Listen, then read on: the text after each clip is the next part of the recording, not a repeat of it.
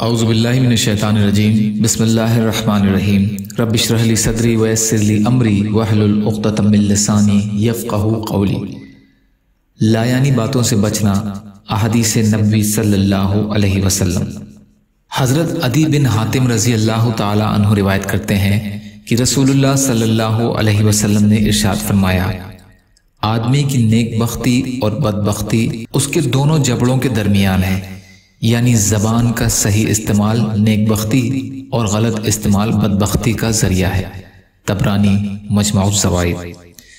حضرت حسن رحمۃ اللہ علیہ فرماتے ہیں کہ ہمیں یہ حدیث پہنچی ہے کہ رسول کریم صلی اللہ علیہ وسلم نے ارشاد فرمایا، اللہ اس بندے پر رحم فرمائیں گے جو اچھی بات کرے اور دنیا اور آخرت میں اس کا فائدہ اٹھائے، یا خاموش رہے اور زبان کی لغزشوں سے بچ جائے۔ بیہقی۔ یا اللہ ہم سب کو کہنے سننے سے زیادہ عمل کی توفیق عطا فرما۔ یا اللہ جو مظلوم ہیں، پریشان حال ہیں، بیمار ہیں، قرض میں ہیں، بے روزگار ہیں، محتاج ہیں، ان کی مدد فرما۔ یا اللہ ہم سب کو دنیا اور آخرت کی تمام خیر عطا فرما، سچی توبہ کی توفیق عطا فرما۔